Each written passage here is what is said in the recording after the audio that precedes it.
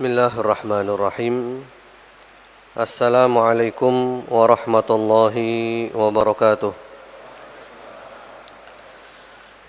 Innal hamdalillah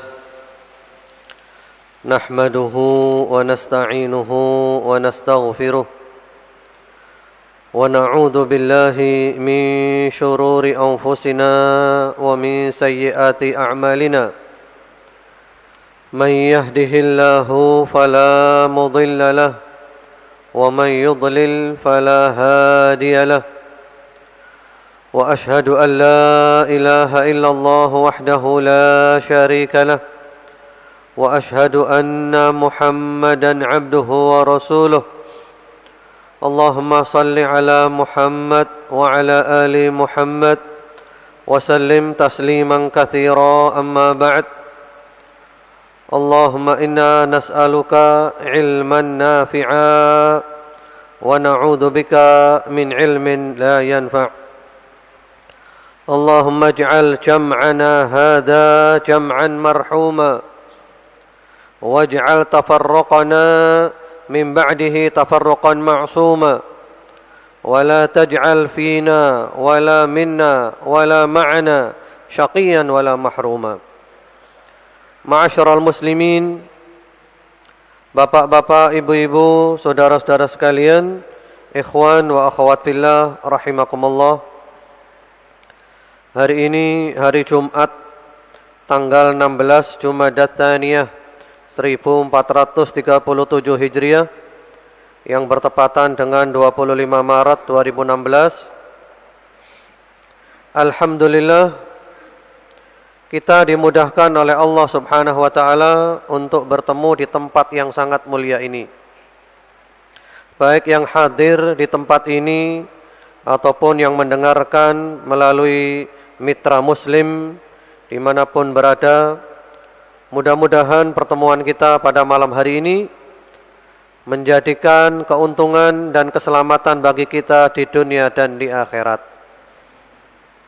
Kita berada di majelis seperti ini berarti kita adalah orang yang dipilih oleh Allah Subhanahu wa taala. Terlalu banyak keutamaan orang yang berada di majelis-majelis ilmu. Rasulullah Muhammad sallallahu alaihi wa ala alihi wasallam di dalam sebuah hadis yang sahih beliau bersabda, "Idza marartum bi riyadil jannah farta'u." Apabila kamu melewati taman-taman surga, mampirlah kamu, makan minumlah di sana. Lalu para sahabat bertanya, "Wa ma riyadul jannah?" Apakah taman-taman surga itu, wahai Rasulullah Muhammad sallallahu alaihi wasallam? Beliau menjawab, "Hilaqud dzikir." Halaqah dzikir. Yang mana yang paling utama adalah majelis-majelis ilmu. Jadi kita sekarang ini Bapak Ibu sekalian, mitra muslim dimanapun berada, kita ini sedang berada di taman surga. Kita sedang berada di halaqah dzikir. Kita sedang ingat Allah Subhanahu wa taala. Bapak Ibu berada di masjid mulai dari maghrib sampai isya sampai selesai nanti. Katakanlah sampai 2 jam. Dengan orang yang tidak mau datang ke majelis ta'lim. Dia berada di rumahnya saja, salat 2 rakaat sampai puluhan rakaat. Atau dia di rumahnya saja membaca Al-Quran sampai mendapatkan sekian banyak juz. Lebih afdal mana? Para ulama tidak ada khilafiyah dalam masalah ini. Sebagaimana dikatakan oleh Al-Imam Syafi'i rahimahullahu ta'ala, "Talabul ilmi afdal min salatin nafilah." Mencari ilmu lebih afdal daripada salat sunnah, daripada berbagai macam ibadah-ibadah sunnah. Mencari ilmu. Yang lebih afdal adalah Bapak, Ibu, saudara-saudara sekalian yang berada di sini. Ini afdal. Kenapa lebih afdal? Karena orang yang tidak mau datang ke majelis ta'lim, yang di rumahnya saja membaca Al-Quran sendiri, atau mungkin dia ibadah sendiri, maka ibadahnya hanya untuk dirinya saja, tidak bisa diberikan orang lain. Kemudian yang kedua, selamanya dia tetap tidak mengerti karena dia tidak mau belajar. Selamanya dia tidak bisa mengerti, selamanya dia jahil. Sementara kalau orang berada di majelis-majelis ilmu, maka pertama-tama ilmu yang didapatkan bisa diberikan kepada orang lain. Manfaatnya menyebar. Yang kedua, orang yang berada di majelis ilmu dari tidak mengerti menjadi paham, menjadi punya ilmu. Belum lagi ma'asyiral muslimin, jamaah sekalian rahimakumullah, kita berada di majelis ini, kita sedang berada di dalam kebaikan yang luar biasa. Di dalam sebuah hadis yang sahih, Rasulullah Muhammad sallallahu alaihi wasallam bersabda, "Majtama'a qaumun fi baitin min buyutillah yatluna kitaballah wa yatadarasunahu fima bainahum illa nazalat alaihimus sakinah wa ghashiyatuhumur rahmah wa haffathumul malaikah wa dzakarahumullah fi man indah." Tiadalah suatu kaum yang mereka berkumpul di salah satu rumah di antara rumah-rumah Allah, di masjid seperti kita sekarang ini. Mereka membaca kitab Allah, Al-Quran, mereka mengkaji kitab Allah, mempelajari agama. Kata Rasulullah Muhammad sallallahu alaihi wasallam, melainkan mereka mendapatkan 4 perkara. Yang pertama-tama, turun kepada mereka sakinah, ketenangan. Coba rasakan Bapak Ibu, ketika kita di masjid ini, kita merasa tenang atau tidak? Kita mendapat sakinah. Tidak kita dapat di rumah, tidak kita dapat di kantor, tidak kita dapat di sekolah, di kampus, dimanapun, kita dapat sakinah sekarang. Yang kedua, rahmat kasih sayang Allah meliputi mereka. Sekarang Bapak dan Ibu sedang diliputi oleh rahmat, kasih sayang Allah Subhanahu wa taala. Kasih sayang Allah sekarang sedang meliputi kita. Sehingga kadang kita tanpa sadar kita punya hajat. Itu oleh Allah hajat kita dipenuhi ketika kita berada di majelis ta'lim. Kita punya penyakit. Penyakit kita disembuhkan oleh Allah ketika kita di majelis ta'lim. Kita diliputi oleh rahmat sekarang ini. Kasih sayang Allah meliputi kita. Yang ketiga, wa haffathumul malaikah. Malaikat ikut hadir memenuhi. Itu sekarang di sini banyak malaikat hadir. Walaupun tidak tampak oleh kita. Di dalam hadis yang lainnya, Rasulullah Muhammad SAW bersabda, "Innal malaikata la tada'u ajnihataha li talibil ilmi ridhan bima yatlub." Sesungguhnya malaikat membentangkan sayapnya kepada para penuntut ilmu. Malaikat ridho, malaikat suka dengan ilmu yang mereka cari. Malaikat suka. Kalau malaikat itu datang berarti banyak kebaikan. Doa-doa kita di majelis taklim doa yang mustajab karena kita kumpul malaikat sekarang ini. Bahkan di dalam riwayat yang lainnya disebutkan, "Inna lillahi malaikatan sayyahin." Allah punya malaikat yang keliling, yang mencari majelis-majelis zikir. Termasuk majelis ilmu, ini adalah majelis zikir yang paling afdal. Ketika malaikat telah menemukan, malaikat datang ke sana dan memanggil-manggil temannya. "Halummu ila hajatikum." Mari, kemari. Yang kamu cari ada di sini. Malaikat datang semuanya. Terjadi dialog antara Allah dengan malaikat panjang lebar. Sampai kesimpulannya Allah mengatakan, "Ishhadu anni qad ghafartu lahum." Hai malaikat, saksikan, aku ampuni mereka semuanya. Diampuni semuanya. Lalu malaikat mengatakan, "Ya Rabb, inna fihim fulanan laisa minhum wa inna ma jaa'a li haja. Abdun khata' marra bihim fajalasa ma'ahum." Ya Allah, di sana ada si fulan. Si fulan ini bukan dari golongan mereka. Si fulan datang karena ada perlunya saja. Si fulan adalah seorang hamba yang penuh dengan dosa. Dia kebetulan lewat lalu mampir, nggak niat dia. Malaikat memberitahu Allah. Allah Maha tahu.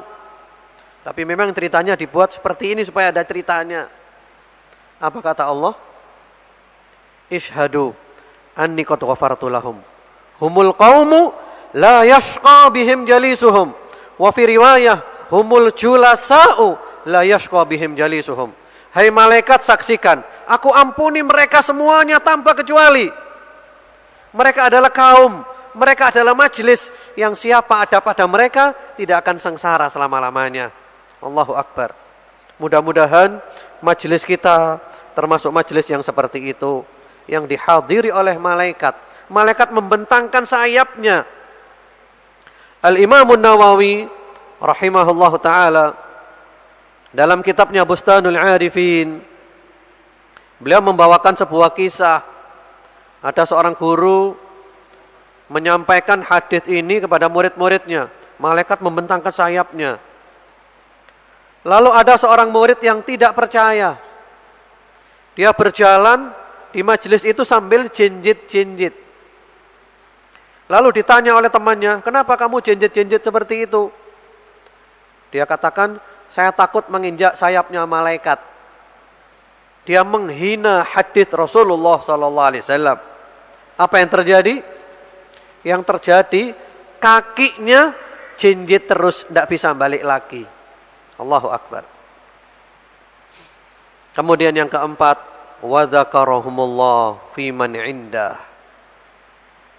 Allah memuji-muji antum semuanya di depan malaikat. Antum sekarang ini sedang dipuji Allah di depannya malaikat. Hai malaikat, saksikan, mereka berada di majelis ta'lim, mereka berada di masjid, sementara orang lain sibuk bermain-main di rumahnya, nonton TV, sibuk di mal-mal, ya, di klub-klub malam, di kafe-kafe, perbuatan sia-sia. Sementara mereka, wahai malaikat, saksikan, mereka di masjid. Mereka sanggup duduk, mendengarkan ayat-ayat Allah, menghadiri pengajian. Masya Allah, antum dipuji oleh Allah di depan malaikat. Ma'asyiral muslimin, jamaah sekalian rahimakumullah, mitra muslim dimanapun anda berada. Materi kita pada malam hari ini, materi yang agak menakutkan. Tapi mudah-mudahan kita bisa mengamalkannya. Materinya berkaitan dengan ini. Berkaitan dengan salah satu organ tubuh kita yang kita sering menyalahgunakannya. Tema pada malam hari ini adalah lisan ahli syurga. Mudah-mudahan Allah menjadikan kita semuanya termasuk ahli syurga. Allahumma amin. Lisan ahli syurga. Lisan ini kecil, tapi pengaruhnya besar. Orang bisa dinilai beriman dari lisannya. Orang bisa dinilai kafir dari lisannya. Lisan. Cuman segini aja. Kita bisa masuk surga karena ini, dan kita bisa masuk neraka karena ini juga. Di dalam sebuah hadis yang diriwayatkan oleh Imam At-Tirmidzi rahimahullahu taala, beliau menyatakan hadis ini hasanun sahih. Juga diriwayatkan oleh Ibnu Majah, Al-Hakim menyatakan sahih menurut syarat as-syaikhain, disepakati oleh Az-Zahabi, disahihkan oleh Al-Albani rahmatullahi alaihim ajma'in, melalui jalan sahabat Mu'ad bin Jabal radhiyallahu taala anhu. Hadisnya panjang.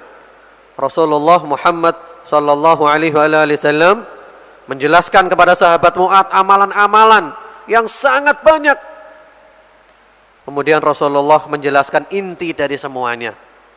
Intinya adalah kuffa alaika hadza. Hai Mu'ad, intinya itu adalah kamu jaga ini. Kamu jaga lisanmu. Lalu sahabat Mu'ad tanya, "Ya Rasulullah, wa inna la mu'akhaduna bima natakallamu bih." Wahai Rasulullah, apakah kita akan dihukum oleh Allah karena omongan kita? Kata Rasulullah, "Ya Mu'ad, thaqilatka ummuka ya Mu'ad." Wahai Mu'ad, ibumu kehilangan kamu. Kamu ini bagaimana? Masa kamu enggak ngerti? Wa hal yaqubbun nas finnar ala wujuhim aw qala ala manakhirihim illa hasaidu alsinatihim. Tiadalah menelungkupkan wajah atau batang hidung manusia ke dalam neraka melainkan hasil ulah lidahnya. Ma'asyiral muslimin, berapa banyak orang masuk neraka gara-gara ini, lisan. Ibadahnya gagal, sholat malamnya gagal, puasa sunnahnya gagal, semuanya gagal. Karena ini dia masuk ke dalam neraka. Pernah ada pada masa Rasulullah Muhammad sallallahu alaihi wasallam, dilaporkan kepada beliau seorang wanita, "Ya Rasulullah, fulanah sha'imah qa'imah wa hiya tu'dhi jaraha." Ya Rasulullah, si fulanah perempuan itu, dia rajin salat tahajud, dia rajin puasa sunnah, tapi dia suka ganggu tetangganya. Dia enggak bisa jaga lisannya. Apa kata Rasulullah sallallahu alaihi wasallam? Hiya finnar. Kalau gitu dia masuk neraka. Salat malamnya gagal, puasa sunnahnya gagal karena dia tidak bisa menjaga lisannya. Ada sebuah surat, ma'asyiral muslimin jamaah sekalian rahimakumullah, mitra muslim dimanapun berada. Surat ini perlu kita kaji. Bahkan surat ini sering disampaikan oleh Rasulullah Muhammad sallallahu alaihi wasallam di dalam khutbah Jumat. Rasulullah kalau khutbah Jumat sering menyampaikan surat ini saja. Sampai-sampai para sahabat hafal karena seringnya Nabi menyampaikan waktu sholat Jumat. Surat apa? Ada yang tahu? Surat apa?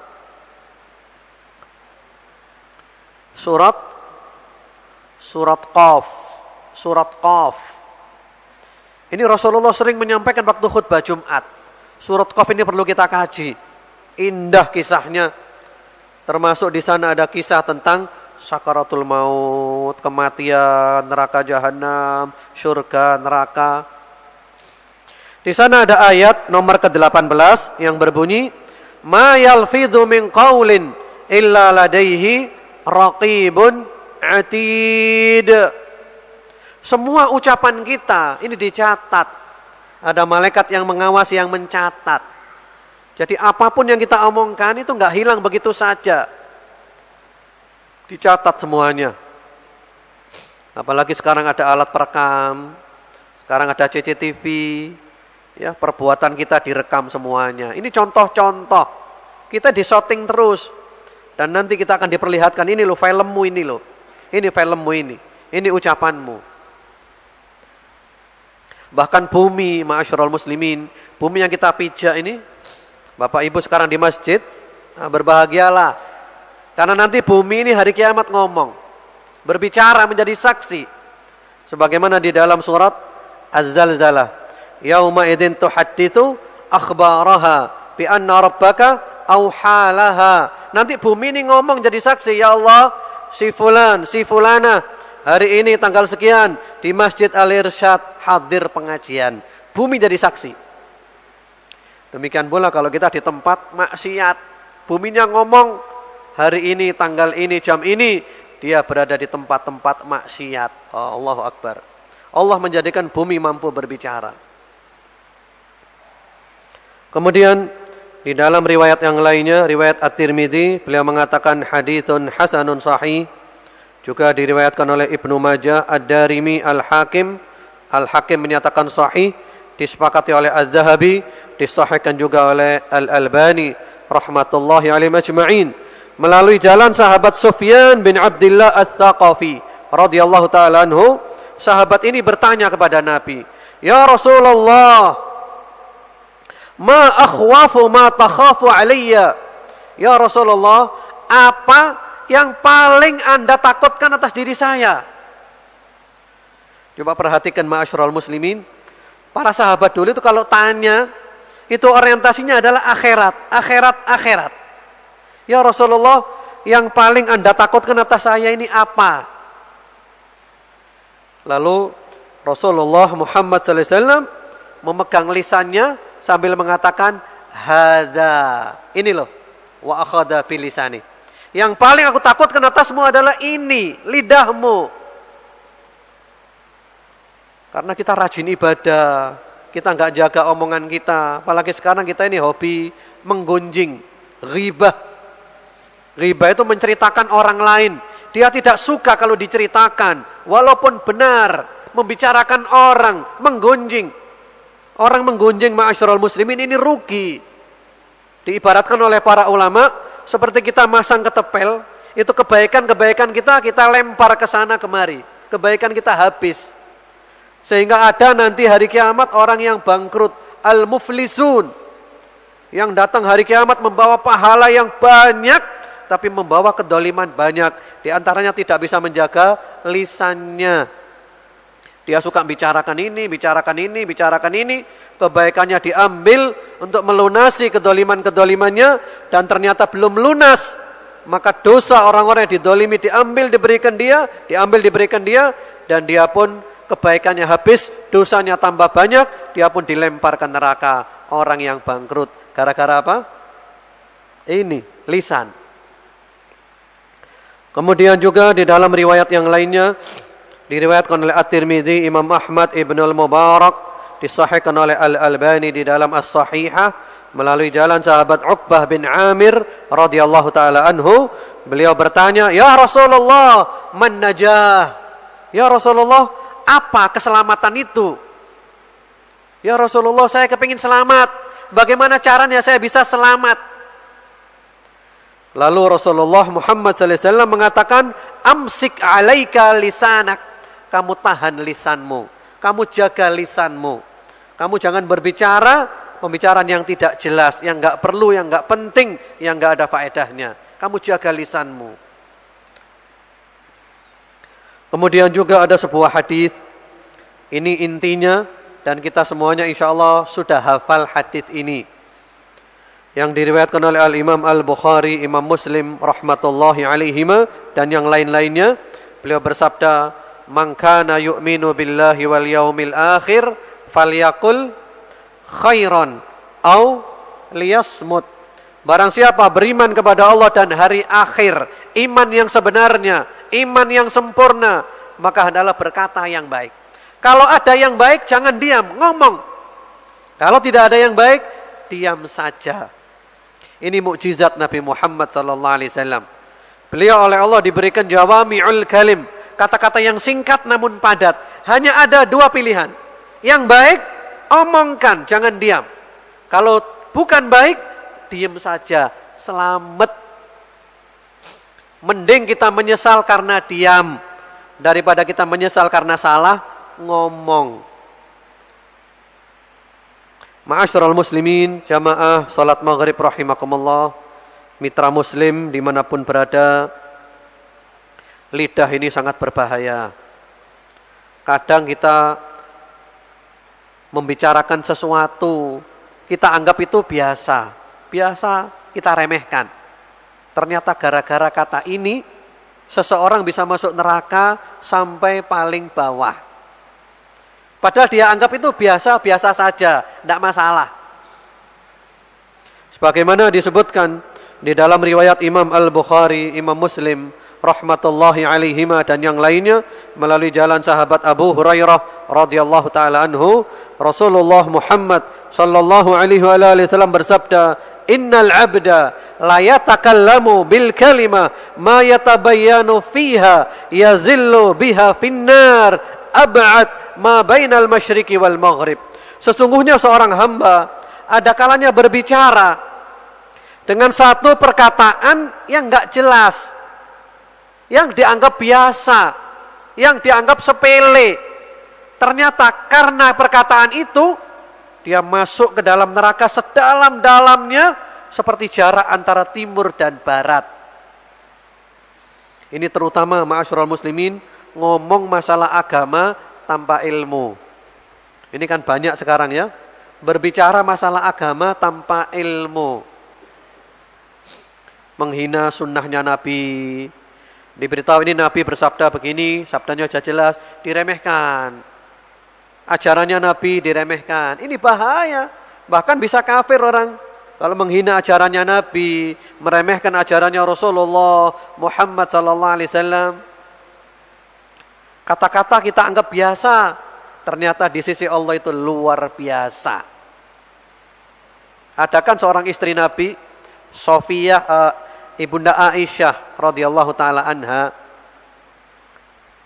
Ibunda Aisyah ini sebagaimana kaum wanita itu kan ada sifat cemburu. Sementara Nabi punya istri lebih dari satu. Terjadi saling cemburu. Waktu itu Ibunda Aisyah radhiyallahu taala anha mengatakan tentang Ibunda Sofiyah, istri Nabi yang lainnya. Ya, Ibunda Aisyah mengatakan Sofiyah itu orangnya pendek. Gitu aja. Ya Rasulullah, Sofiyah itu kan pendek orangnya. Gitu aja kan?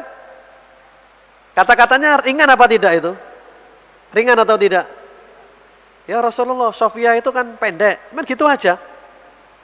Apa kata Rasulullah Muhammad SAW? Mari kita dengarkan, ma'asyiral muslimin. Kata Nabi, laqad qulti kalimatan law muzijat bima'il bahri lamazajathu. Sungguh kau telah mengatakan satu kata, kalau dicampur dengan air laut seluruh dunia, air laut akan rusak karena kata-kata itu. Subhanallah. Padahal hanya bilang apa? Sofia itu pendek, gitu kan? Cemburu. Tapi kata Nabi, kata-katamu itu kalau dicampur air laut seluruh dunia, air laut seluruh dunia berapa liter, Pak? Wah, banyak sekali. Itu bisa rusak air laut gara-gara kata-kata itu. Allahu Akbar. Kalau kita dengar gini nih kita ngeri. Rasanya kita kepingin di rumah aja, nggak ngomong gitu kan. Biar selamat. Masuk waktu Isya. Ya. Bismillah. Alhamdulillah. Wassalatu wassalamu ala rasulillah wa ala alihi amma ba'd. Ma'asyiral muslimin rahimakumullah, mitra muslim dimanapun Anda berada. Tadi kita sampai di kisahnya siapa? Kisahnya Ibunda Aisyah radhiyallahu taala anha yang hanya mengatakan Sofiyah itu pendek, gitu saja. Ternyata kata Nabi, kata-kata itu kalau dicampur dengan air laut seluruh dunia, maka air laut akan rusak. Nah, ini sangat tepat sebagaimana dikatakan oleh sahabat Abdullah ibnu Mas'ud radhiyallahu taala anhu. Wallahi alladzi la ilaha illahu laisa syai'un ahwaj ila tuli sijnin min lisani. Demi Allah yang tidak ada Tuhan yang hak kecuali Dia. Tidak ada sesuatu yang lebih butuh untuk dipenjara lebih lama daripada lisanku. Jadi kata sahabat Abdullah bin Mas'ud, sesuatu yang perlu dipenjara paling lama itu adalah lisan. Ini perlu dipenjara paling lama agar kita hati-hati.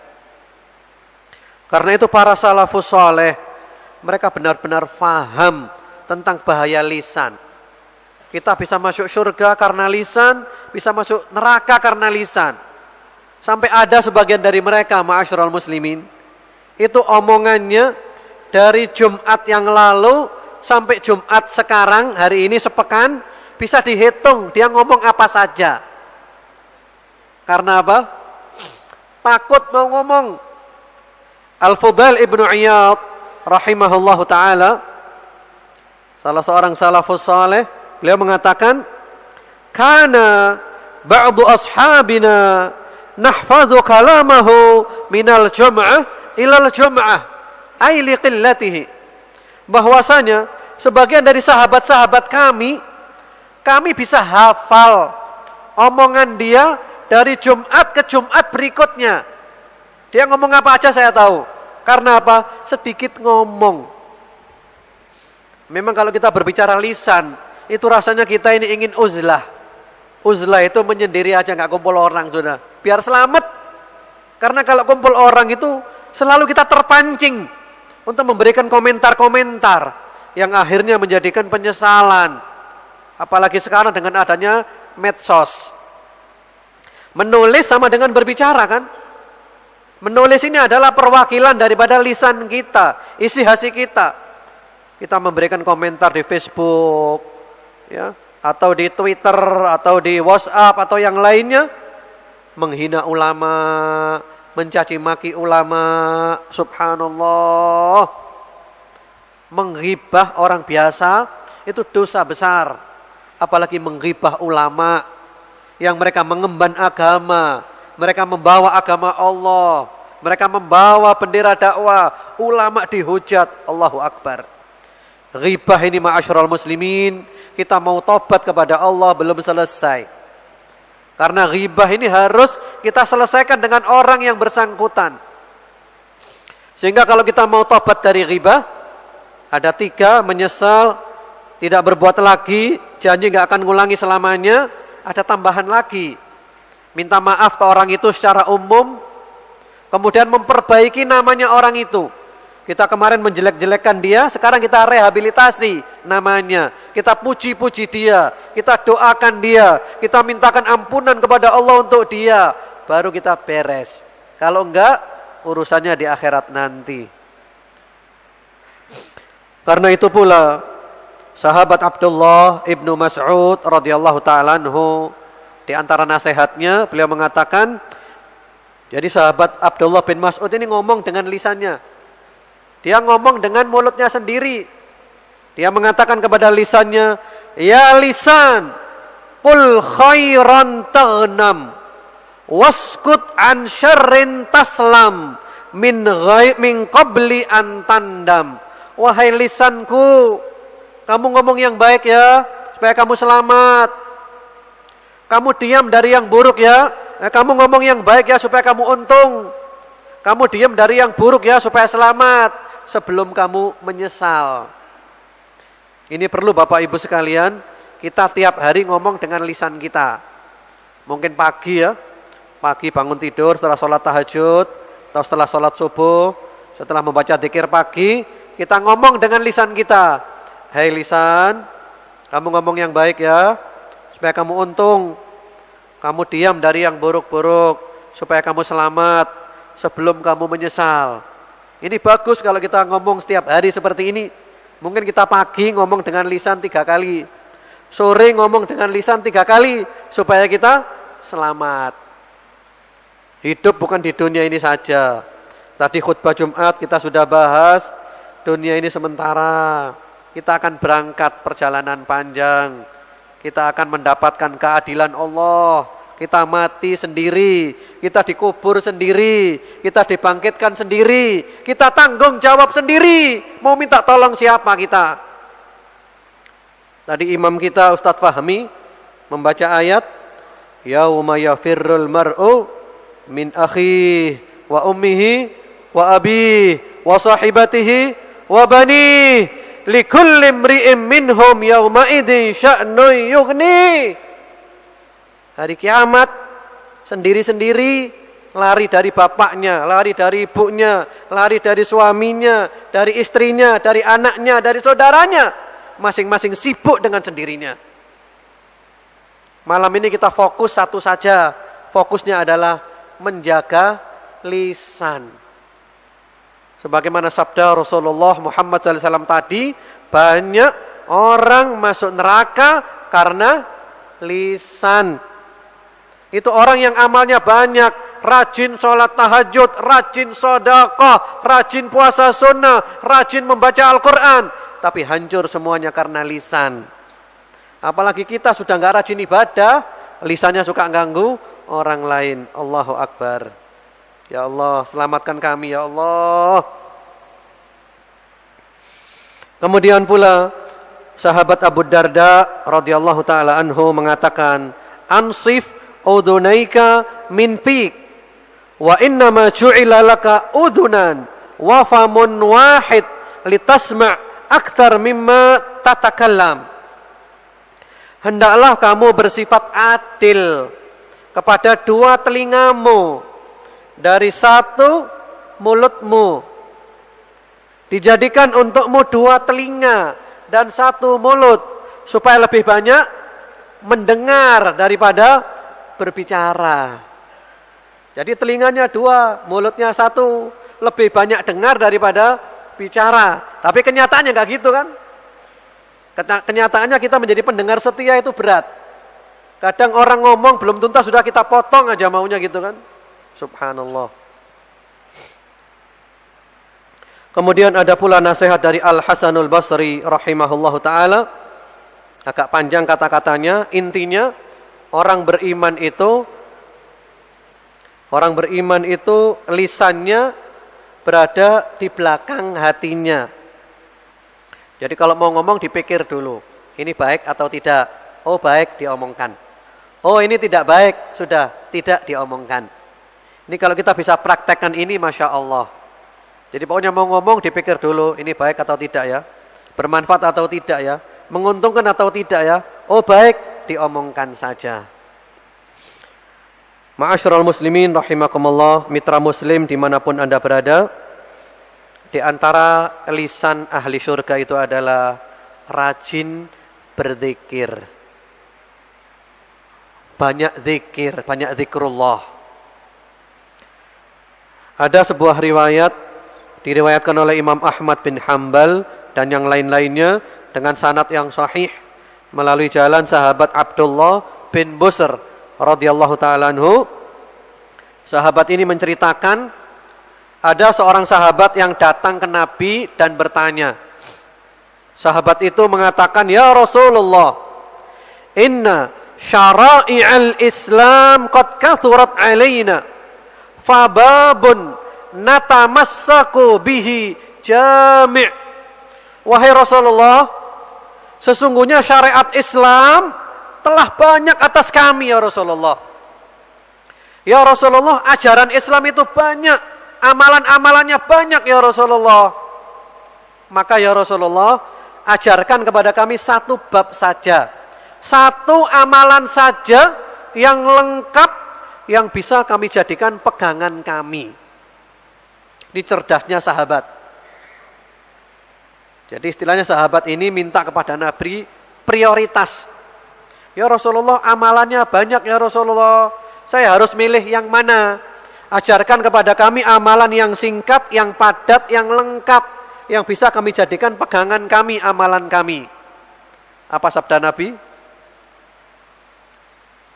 Sabda Nabi adalah, la yazalu lisanuka rotban min dzikrillahi azza wa jalla. Amalannya adalah hendaklah lisanmu selalu basah oleh zikrullah. Jadi lisannya ahli syurga itu selalu zikir. Insya Allah kalau lisan kita pakai untuk zikir, kita nggak sempat ngomong yang buruk-buruk. Kita sibuk dengan zikrullah. Zikrullah ini ma'asyiral muslimin, amalannya singkat, padat, ganjarannya tidak terkalahkan. Sampai-sampai ada sebuah hadis yang sahih dari Rasulullah Muhammad SAW, yang mana beliau mengatakan, kalau ada orang itu yang sulit bangun malam, nggak bisa sholat tahajud, dan dia juga berat mengeluarkan uang karena dia pelit. Untuk sedekah, nyumbang, dia pelit. Kemudian dia tidak berani ikut perang, dia lecek. Kata Rasulullah SAW, maka hendaklah dia banyak berzikir kepada Allah, terutama membaca subhanallah, walhamdulillah, wa la ilaha illallah wallahu akbar. Jadi kata Nabi, kalau ada orang yang nggak bisa bangun malam, sulit mengeluarkan uang untuk kebaikan, tidak berani ikut perang, dia licik, maka yang banyak berzikir, mudah-mudahan dia banyak berzikir ini, dia bisa tercatat sebagai orang yang rajin sholat tahajud, orang yang dermawan, orang yang ikut jihad di medan perang. Zikir ini luar biasa. Adakan sebuah hadis tentang 3 orang sahabat. 3 orang sahabat ini, yang satu ikut perang mati syahid. Yang kedua ikut perang juga setelah itu mati syahid. Yang ketiga mati terakhir di atas tempat tidur. Lalu ada seorang sahabat bermimpi bertemu dengan 3 orang sahabat tadi. Ternyata yang mati terakhir di atas tempat tidur itu berada di depan mereka semuanya. Ternyata derajatnya dia lebih tinggi. Yang mati nomor 2 derajatnya di bawahnya, yang mati nomor 1 derajatnya di bawahnya lagi. Padahal mati syahid di medan perang. Sahabat yang mimpi ini heran, loh, kok bisa gitu ya? Lalu dia lapor ke Rasulullah sallallahu alaihi wasallam. Ya Rasulullah, kok aneh ya Rasulullah? Mestinya kan orang mati syahid itu berada di depan, ini kok malah di belakang. Lalu kata Nabi, kenapa kamu heran? Bukankah yang mati belakangan itu, dia masih punya umur sekian lama kan? Dia sholat, dia zikir, dia bertasbih, dia bertahmid, dia bertahlil, dia banyak zikir kepada Allah. Sehingga ketika dia dapat jatah hidup setahun lagi, itu banyak ibadahnya, banyak zikirnya. Allahu Akbar. Ma'asyiral muslimin, lisan ahli syurga itu adalah lisan yang banyak berzikir. Zikir ini gampang. Zikir ini ganjarannya luar biasa. Al-Imam Al-Allamah Ibnul Qayyim rahimahullahu taala punya kitab namanya Al-Wabilus Thayyib. Beliau menyebutkan di sana itu hampir 100 faedah orang berzikir kepada Allah Subhanahu wa taala. Di antaranya beliau menukil dari gurunya Syekhul Islam Ibnu Taimiyah bahwa zikir bagi hati itu ibarat air bagi ikan. Nanti kalau Bapak Ibu punya ikan di rumah, di akuarium, coba ikannya diambil, ikannya diletakkan di lantai. Kira-kira bagaimana ikan itu? Bagaimana kira-kira ikannya? Mati. Demikian pula kalau kita enggak berzikir, hati kita akan mati. Zikrullah ini luar biasa. Ada zikir masuk pasar. Jadi kalau kita masuk pasar, masuk suk, pasar itu adalah tempat keramaian, termasuk mal-mal, ya pekan raya, expo, tempat-tempat keramaian yang membuat orang lalai. Itu ada zikirnya. Di dalam hadis yang sahih, Rasulullah Muhammad sallallahu alaihi wasallam bersabda, "Man dakhala as-suqa faqala la ilaha illallah wahdahu la syarikalah lahul mulku wa lahul hamdu yuhyi wa yumit wa huwa hayyun la yamut biyadihil khair wa huwa ala kulli syai'in qadir kataballahu lahu alfa alfi hasanah wa maha anhu alfa alfi sayyi'ah wa rafa'a lahu alfa alfi darajah wa bana lahu baitan fil jannah." Dahsyat. Barang siapa masuk suk, pasar, tempat-tempat keramaian, lalu dia baca zikir tadi, insyaallah hafal semuanya ya. Itu biasanya di Timur Tengah, di Mekah, di Madinah, itu di pasar dipasang di pintu, biar orang kalau masuk pasar itu enggak lupa. Zikirnya adalah la ilaha illallah wahdahu la syarikalah lahul mulku wa lahul hamdu yuhyi wa yumit wa huwa hayyun la yamut biyadihil khair wa huwa ala kulli syai'in qadir. Apa yang dia dapatkan? Kata Nabi dia dapat 4. Yang pertama-tama, Allah mencatat untuknya 1 juta kebaikan. 1 juta ya, bukan 1000. Allah menghapus darinya 1 juta keburukan. Allah meninggikan untuknya 1 juta derajat. Dan Allah membangunkan untuknya 1 istana di surga. Jadi kalau masuk pasar jangan lupa. Karena biasanya kalau sudah masuk pasar kita lupa. Karena pasar tempat melalaikan. Pasar itu kata Nabi tempat setan menancapkan benderanya. Mal-mal itu tempat setan menancapkan bendera. Itu di sana tempatnya orang maksiat. Di sana tempatnya orang berbohong, sumpah-sumpah palsu.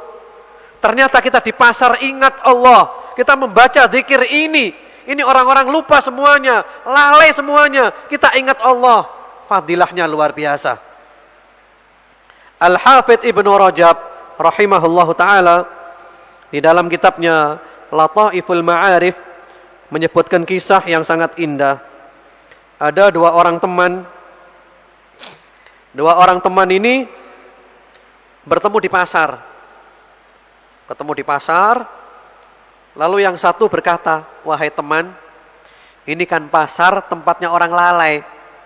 Ayo kita zikir ayo di pasar." Jadi di pasar hanya untuk zikir. Bukan berdagang, bukan bisnis, bukan jual beli. Zikir di pasar. Ini orang-orang lalai semuanya, ayo kita zikir. Keduanya berzikir di pasar. Lalu salah satu di antara keduanya meninggal dunia. Kemudian yang masih hidup itu mimpi. Mimpi ketemu teman yang sudah meninggal dunia. Yang sudah mati itu mengatakan, "Asy'arta annallaha ghafara lana 'ashiyah iltaqaina fis-suq." Wahai temanku, wahai saudaraku, tahukah kamu bahwa Allah mengampuni dosa-dosa kita ketika kita berada di pasar saat itu. Hei saudaraku, Allah mengampuni dosa kita karena waktu itu kita di pasar, kita zikir. Orang-orang lalai semuanya kita zikir. Itulah yang menjadikan Allah mengampuni dosa-dosa kita. Ma'asyiral muslimin, lisan ahli syurga itu selalu zikir. Zikir ini gampang dan zikir itu macamnya banyak. Ada 4 zikir ini yang perlu paling banyak kita ucapkan. Di samping membaca Al-Quran. Nomor 1 membaca Al-Quran. Kita dulu pernah di sini membahas materi khusus tentang membaca Al-Quran. Sahabat Al-Quran, keluarga Al-Quran. Bahkan para ulama menganjurkan orang membaca Al-Quran itu jangan sampai khatam lebih lama daripada 40 hari. Jadi khatam itu paling lambat 40 hari. Dan itu pun masih diberi penjelasan oleh Imam Al-Qurtubi. Khatam 40 hari itu untuk orang sakit, untuk orang yang super sibuk. Jadi nomor 1 Al-Quran. Kita dekat dengan Al-Quran, membaca Al-Quran, mempelajari Al-Quran. Kalau bisa 1 hari 1 juz. Masya Allah, sebulan sekali khatam. Hidup ini nikmat, hidup ini tenang, hidup ini damai. Kita sukses, kita selamat dunia akhirat. Kita menjadi keluarga Al-Quran, Ahlul Quran. Kita menjadi sahabat Al-Quran, Sahibul Quran. Nomor 1 Al-Quran. Kemudian setelah itu ada 4 zikir ma'asyiral muslimin. 4 zikir ini perlu paling banyak kita ucapkan. Yang nomor 1 adalah La ilaha illallah. Yang banyak membaca ini. Tujuannya adalah untuk memurnikan tauhid kita, membersihkan akidah kita. Sambil kita hayati, tidak ada Tuhan yang hak kecuali Allah. Tidak ada yang berhak disembah kecuali Allah. Tuhan itu hanya Allah saja. Yang selain Allah itu palsu semuanya. Ini zikir yang paling banyak. Sahabat Abu Dzar ketika diajarkan oleh Rasulullah kebaikan-kebaikan. Lalu sahabat Abu Dzar bertanya, "Ya Rasulullah, la ilaha illallah hasanah? Apakah la ilaha illallah adalah kebaikan?" Kata Rasulullah sallallahu alaihi wasallam, "Bal la ilaha illallah ahsanul hasanat." La ilaha illallah adalah kebaikan yang paling baik nomor 1. La ilaha illallah. Ini kalimat thayyibah. yang kita bawa sampai mati. Kita hidup la ilaha illallah, kita mati la ilaha illallah, kita dibangkitkan la ilaha illallah. Ini yang paling banyak. Yang kedua adalah istighfar. Astaghfirullah. Ya. La ilaha illallah. Astaghfirullah. Minta ampun. Kita ini banyak dosa, ma'asyiral muslimin. Siapapun kita banyak dosa. Orang biasa, ustadz, ulama, siapapun. Kita manusia penuh dengan dosa. Kita butuh ampunan Allah. Perlu lisan kita ini selalu istighfar. Rasulullah Muhammad SAW, beliau istighfar kepada Allah. Satu hari satu malam tidak kurang daripada 100 kali. Bagaimana pula dengan kita? Istighfar yang banyak. Nasihat Al-Hasanul Basri, nasihatnya Luqmanul Hakim adalah yang banyak istighfar dimanapun kita berada. Dengan harapan nanti pas kita istighfar, itu ampunan Allah pas datang. Waktu yang mustajab, maka kita diampuni oleh Allah Subhanahu wa taala. Kita layak masuk ke dalam surganya Allah Subhanahu wa taala. Istighfar ini redaksinya banyak, silakan kita pilih. Boleh astaghfirullah, boleh juga Allahumma firli, boleh juga ditambahi astaghfirullah wa atubu ilaihi, boleh juga tambah panjang astaghfirullahaladzim alladzi la ilaha illa huwal hayyul qayyum wa atubu ilaihi. Boleh juga sambil mendoakan ibu bapak kita, Rabbighfirli wa liwalidayya warhamhuma kama rabbayani shaghira. Boleh juga untuk muslimin muslimat semuanya, Allahumma ghfirli wa liwalidayya walil mu'minin wal mu'minat wal muslimin wal muslimat al-ahya'i minhum wal amwat wa tub alaina. Ini kita mendoakan bermiliar-miliar manusia, kita mendapat keutamaan bermiliar-miliar manusia juga. Kemudian ada pula sayyidul istighfar. Ini kita baca minimal 1 hari 2 kali. Minimal. Pagi 1, sore 1. Minimal. Yang mana kata Rasulullah Muhammad SAW, orang yang membaca sayyidul istighfar pada waktu pagi, dia yakin dan dia mati hari itu, dia masuk ke dalam surga. Kalau dia membaca waktu sore, dia yakin ketika membacanya, dan dia mati malam itu, dia masuk surga. Allahumma anta rabbi la ilaha illa anta khalaqtani wa ana abduka wa ana ala ahdika wa wa'dika mastata'tu a'udzu bika min syarri ma sana'tu abu'u laka bi ni'matika 'alayya wa abu bi dhanbi faghfirli fa innahu la yaghfiru dzunuba illa anta. Sambil kita pelajari maknanya, Masya Allah, kita butuh ampunan Allah. Harapannya kita mati, dosa kita sudah diampuni oleh Allah Subhanahu wa taala. Yang ketiga, yang banyak membaca alhamdulillah. Karena kita ini berada dalam nikmat terus. Kita oleh Allah dipilih jadi orang beriman. Ya, di dunia ini ada sekitar 6 miliar manusia, tidak semuanya beriman, kita dipilih jadi orang beriman. Kita dipilih menjadi pengikut Nabi Muhammad sallallahu alaihi wasallam. Kita diberi ilmu yang bermanfaat, kita diberi sehat wal afiat, kita diberi. Wa ma bikum min ni'matin fa minallah, wa in ta'uddu ni'matallahi la tuhsuha. Kita enggak bisa menghitung nikmat Allah. Kita lihat kanan, kiri, depan, belakang, atas, bawah, nikmat Allah semuanya. Di antaranya kita balas dengan alhamdulillah, alhamdulillah, alhamdulillah.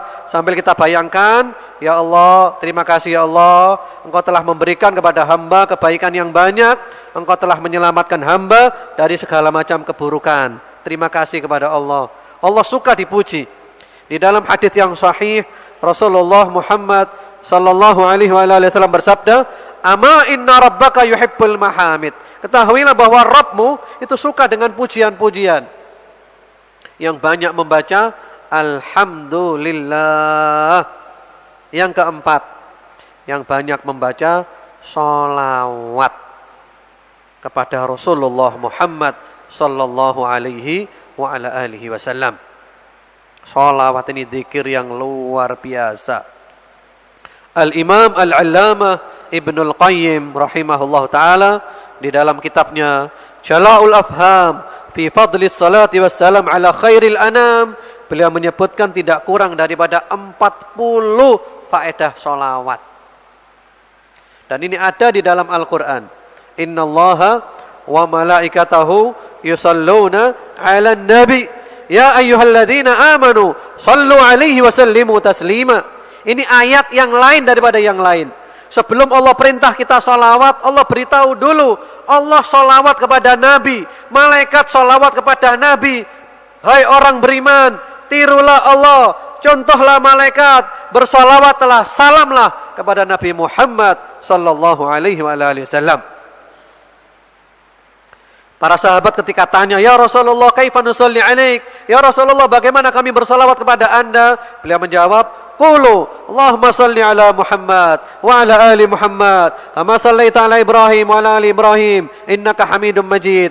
Allahumma barik ala Muhammad wa ala ali Muhammad kama barakta ala Ibrahim wa ala ali Ibrahim innaka Hamidum Majid. Itu salawat yang kita baca dalam salat yang disebut dengan salawat Ibrahimiyah. Ada beberapa redaksi dan sahih semuanya. Minimal kita mengucapkan Allahumma salli ala Muhammad wa ala ali Muhammad. Ini yang banyak sekali. Fadilahnya luar biasa. Ada banyak kisah. Di antaranya kisah nyata seorang syekh dari Madinah. Namanya Fadilatul Syekh Saleh Al-Maghamisi, hafizahullah taala. Kalau Bapak dan Ibu pernah ke Madinah, sholat di Masjid Quba, beliau imamnya. Imam Masjid Quba sampai sekarang. Dan video-video ceramahnya itu banyak di YouTube, silakan dicari. Syekh Saleh Al-Maghamisi. Beliau pernah suatu hari sakit jantung. Dan oleh dokter diputuskan harus dioperasi bypass.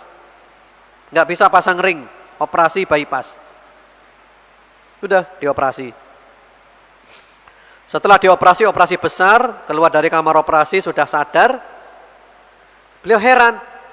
Beliau melihat para dokter, para perawat wajahnya tegang semuanya. Ada apa ini? Dokter satu konsultasi kepada dokter berikutnya, sampai sekian banyak dokter. Ada apa ini? Lalu beliau diberitahu, ya Syekh Saleh, ini jantung Anda belum normal. Ini alat-alatnya belum berjalan sebagaimana mestinya. Terus bagaimana? Anda harus dioperasi lagi. Allahu Akbar. Kira-kira kalau kita gimana, Pak? Baru dioperasi, baru sadar, mau dioperasi lagi? Ya sudah, pasrah aja sudah, tawakal ala Allah. Dibawa masuk ke kamar operasi.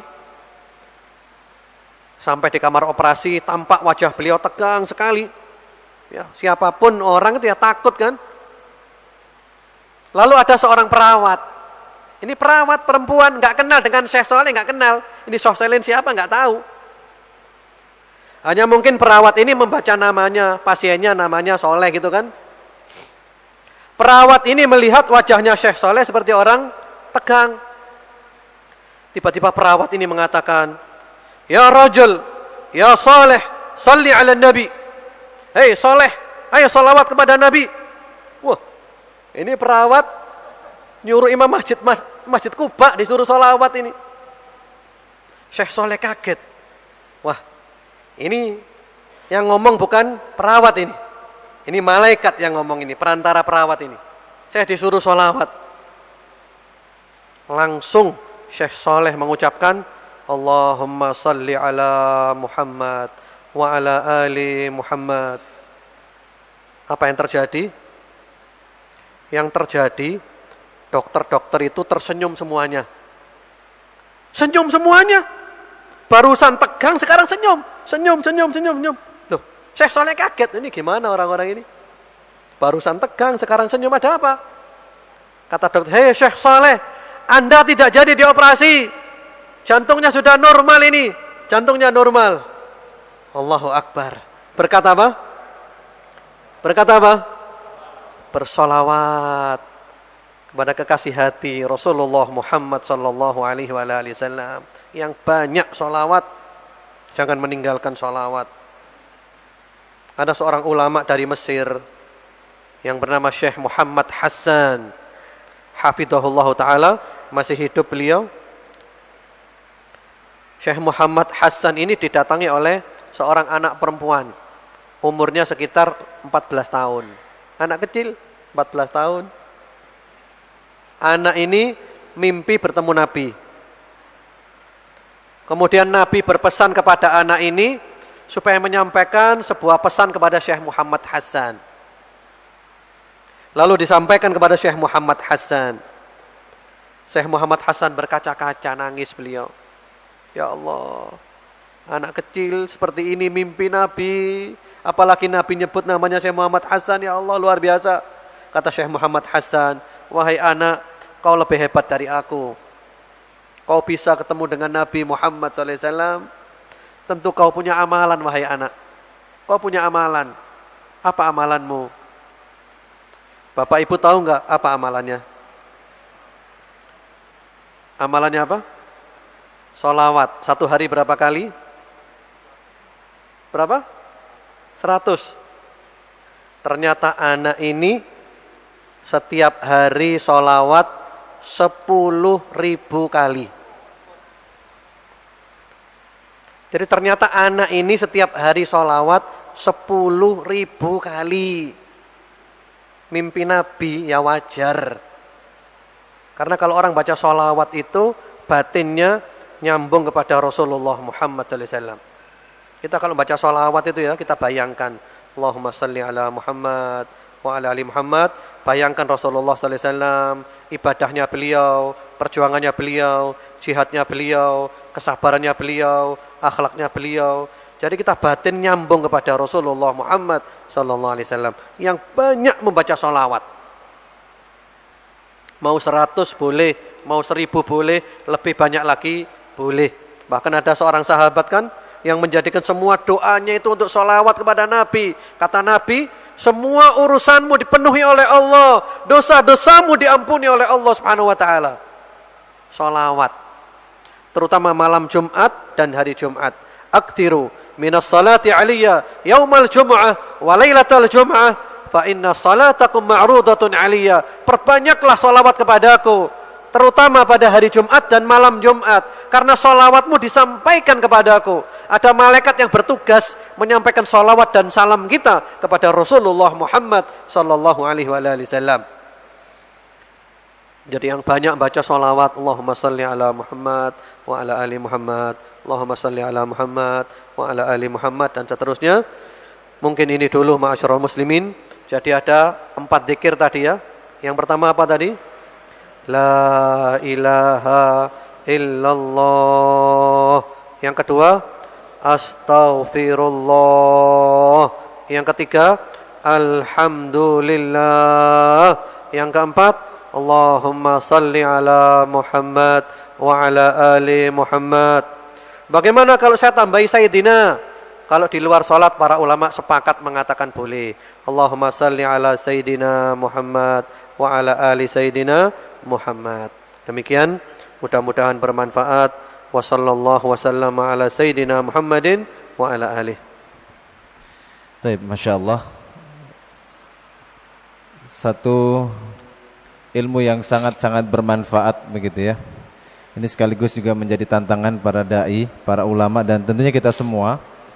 Tadi disebutkan bahwasanya kita ini harus adil.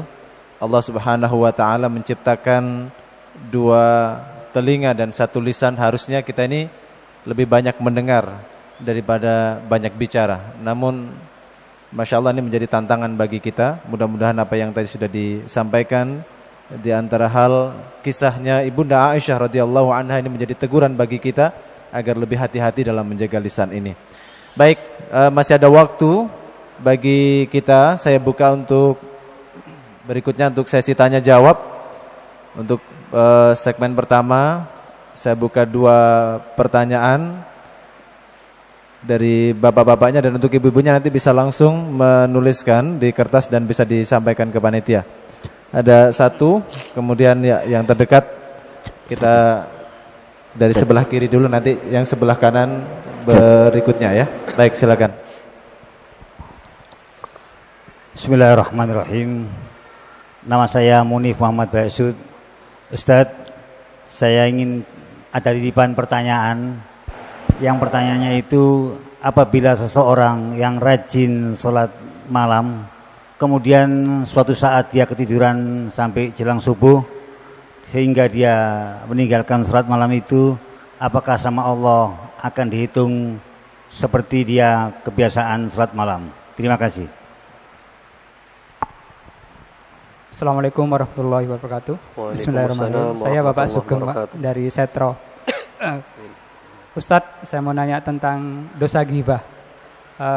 Kita akan dilarang untuk membicarakan aib atau keburukan orang. Nah, gimana kalau kita itu membicarakan internal di keluarga kita untuk mendidik istri sama anak, bahwa contohnya kita jangan meniru si fulan itu. Si fulan itu begini. Nah, itu gimana, Ustadz? Terima kasih. Assalamualaikum warahmatullahi wabarakatuh. Waalaikumsalam warahmatullahi wabarakatuh.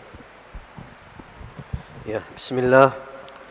Alhamdulillah wassalatu wassalamu ala Rasulillah wa ala alihi. Amma ba'd. Yang pertama tadi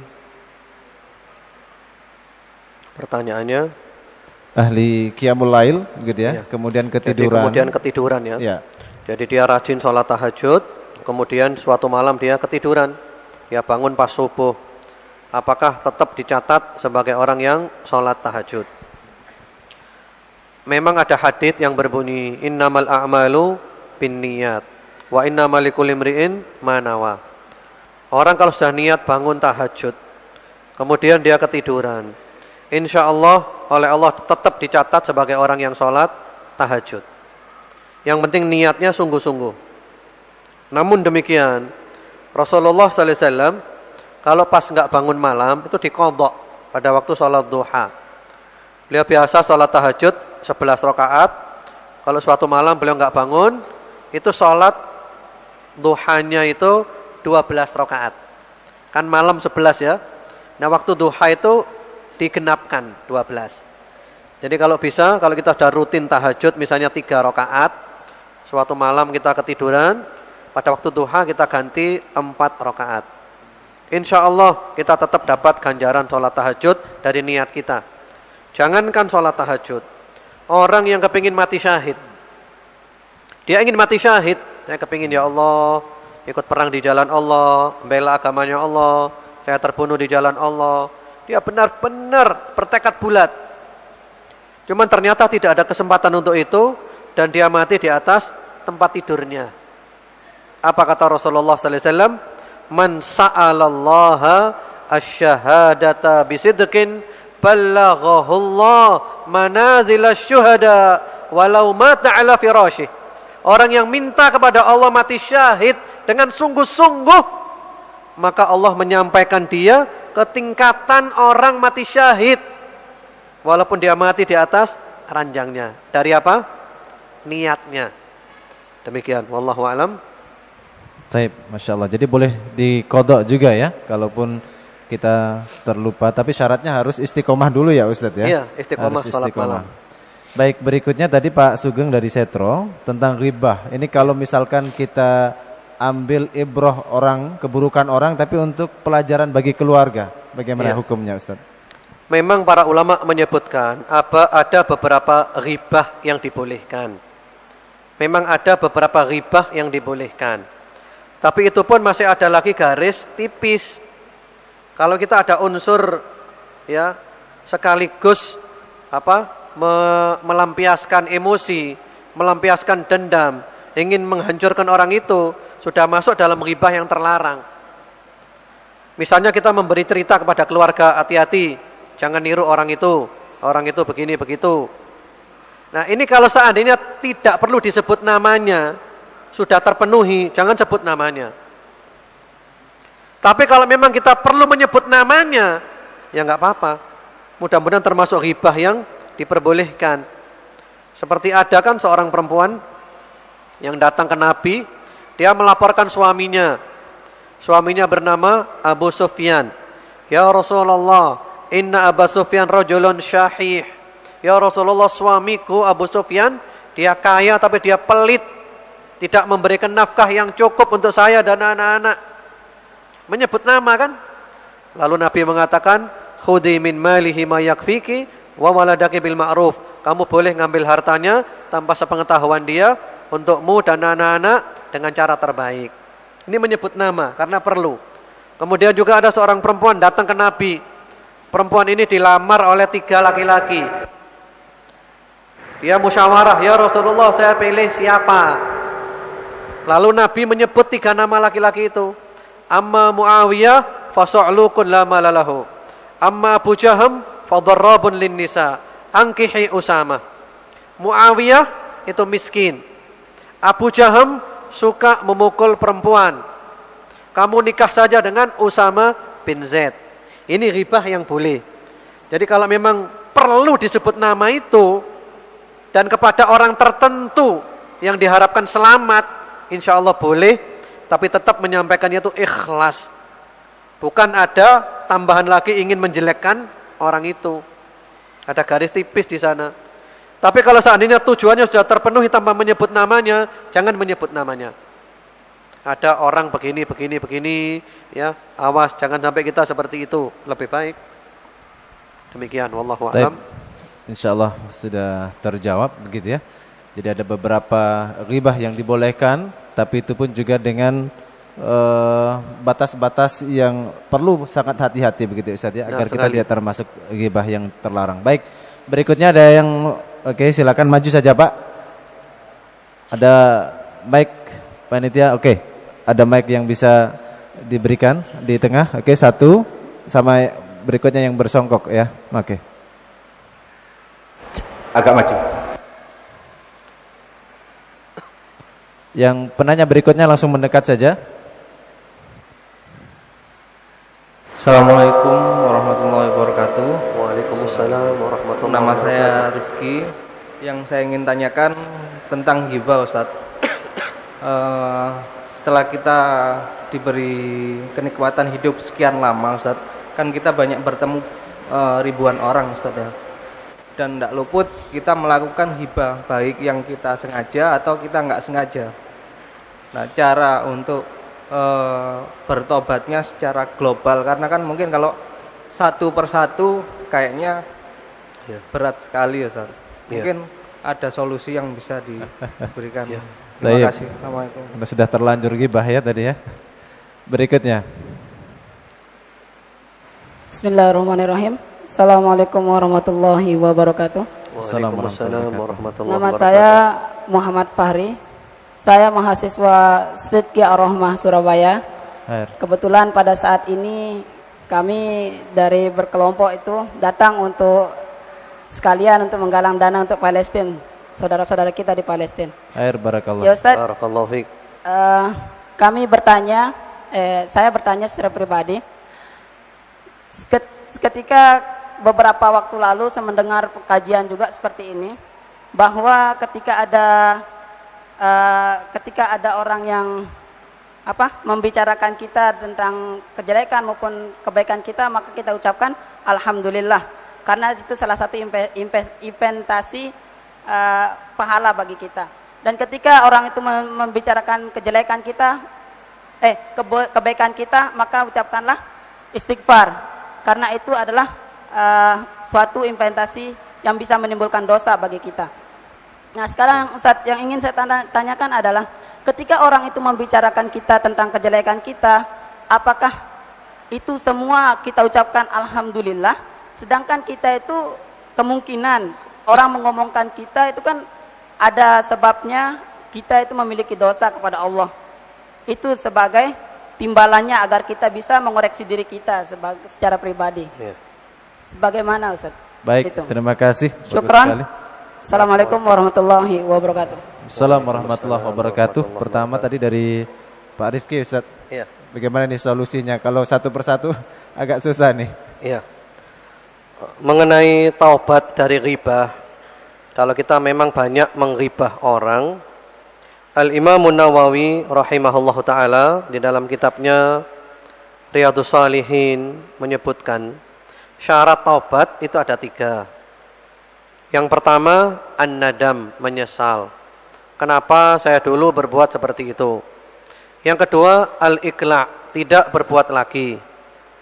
Yang ketiga, al-azmu ala adamil auda, bertekad bulat untuk tidak ngulangi lagi selama-lamanya. Namun kalau berhubungan dengan hakun adami, dengan manusia, ada satu lagi tambahannya, diselesaikan urusannya. Kalau berhubungan dengan ghibah, kita menggunjing orang, itu seandainya pun kita tidak bisa datang ke orang itu, maka solusinya masih ada, yaitu kita memuji-muji orang itu, antuthniya alaih. Jadi kita kemarin menjelek-jelekan, sekarang memuji-muji dia. Jadi istilahnya kita merehabilitasi namanya. Terutama di majelis-majelis mana kita dulu menjelek-jelekan dia, sekarang di majelis-majelis itu kita puji-puji dia. Kita perbaiki namanya. Yang kedua, antastaghfiralahu, memintakan ampunan untuk dia. Ya Allah, ampunilah dia. Yang ketiga, antad'uwalahu, yaitu mendoakan kebaikan untuk dia. Insya Allah kalau kita praktekkan ini, Allah mengampuni dosa-dosa kita. Intinya itu adalah kita rehabilitasi namanya. Kita kemarin menjelek-jelekan dia, sekarang ganti, kita baguskan namanya dia. Kita cabut omongan kita kemarin, kita ganti dengan omongan yang baik tentang dia. Ya sekarang kembali kepada kita serius enggak tobatnya? Kalau tobatnya serius, ya kita lakukan ini. Walaupun enggak harus datang ke orangnya satu persatu. Baik. Jadi kalau kita menjelek-jelekan di Facebook, ya kita sekarang harus memuji-muji dia di Facebook. Kita cabut, saya dulu menjelek-jelekan dia, saya mohon ampun kepada Allah, dia tidak seperti itu, dia adalah orang baik, ya direhabilitasi namanya. Demikian. Dan itu memang butuh jiwa besar. Wallahu a'lam. Ya, tadi Mas Fahri ya, terkait dengan investasi ketika kita dicela begitu ya. Tapi kan sejatinya nggak ada asap kalau nggak ada api gitu. Dia mencela kan ada alasannya kalau kita memang melakukan keburukan itu. Bagaimana sebaiknya memang Ustaz? Ya, menyikapi celaan Fakhri tadi. ya. Dari Stidki ya. Stidki Ar-Rahma tadi ya. Stidki Ar-Rahma. Jadi muridnya Ustaz Muhammad Soleh Drehem, Ustaz Agung Cahyadi ya. Insyaallah. Kirim salam ya pada beliau-beliau. Mudah-mudahan antum semuanya menjadi pemimpin-pemimpin umat di masa depan nanti insyaallah. Mudah-mudahan. Kalau kita dicaci orang mengucapkan alhamdulillah. Memang ada dari Nabi itu, kalau kita mendapat nikmat kita mengucapkan alhamdulillah alladzi bi ni'matihi tatimmus shalihat. Kalau dapat yang menyenangkan. Kalau yang tidak menyenangkan kita ucapkan alhamdulillah ala kulli hal. Jadi gitu. Jadi maksudnya di sini adalah kita pandai berpikir positif. Kan kita dijelek-jelekan orang kan. Cara berpikir positifnya itu adalah ini melebur dosa saya. Mudah-mudahan dosa saya oleh Allah diampuni, Allah menambah pahala, Allah meninggikan derajat. Sehingga sebagian salafus saleh itu ketika diberitahu, si fulan menghibah kamu, kamu digonjing di sana. Apa beliau katakan? Bentar, kamu tunggu dulu. Dia ambil rutop. Rutop itu kurma-kurma yang segar. Ini ya, kamu berikan ke dia. Kamu bilang ke dia, kamu memberikan kebaikanmu kepadaku, aku tidak bisa balas. Aku hanya bisa balas memberikan rutop kepadamu. Wah, Masya Allah. Ini namanya positive thinking. Jadi semakin banyak orang menjelek-jelekan kita, ya Allah, semakin banyak dosaku rontok. Jadi ibaratnya mereka ngirim pahala ke kita. Misalnya antum punya rekening bank, ditransfer oleh orang, ya 1 juta dengan 1 miliar, milih mana? Itu semakin banyak orang menghujat kita. Kita nggak salah, kita nggak apa difitnah, dituduh, macam-macam. Itu melebur dosa-dosa kita. Ibaratnya kita dapat transfer terus kebaikan. Semakin banyak menghujat kita, semakin banyak kebaikan yang kita dapat. Alhamdulillah ala kulli hal. Seperti itu. Karena itu Al-Imam Al-Ghazali rahimahullah ta'ala mengatakan apa? Hajjaj bin Yusuf yang terkenal zalim, penguasa dari Bani Umayyah, jangan caci maki dia. Kalau kamu caci maki dia, enak dia nanti. Kenapa? Berarti kamu ngirim ganjaranmu ke dia. Jangan caci maki dia. Biar dia hukum oleh Allah kalau nggak diampuni oleh Allah. Karena kalau kita caci maki, berarti apa? Berarti kita ngirimkan ganjaran kita ke dia. Subhanallah. Kalau kita bisa bersikap gitu, hidup ini tenang. Yang kedua, kalau dipuji orang, istighfar. Itu memang betul. Ada riwayat dari sahabat Abu Bakar As-Siddiq radhiyallahu ta'ala anhu. Itu kalau kita dipuji orang itu ada zikirnya. Zikirnya adalah Allahumma la tu'akhidni bima yaqulun waghfirli ma la ya'lamun waj'alni khairam mimma yadhunnun. Ya Allah, jangan engkau hukum hamba ya Allah karena pujian-pujian mereka kepada hamba. Dan ya Allah, ampunilah hamba terhadap keburukan-keburukan hamba yang mereka tidak tahu.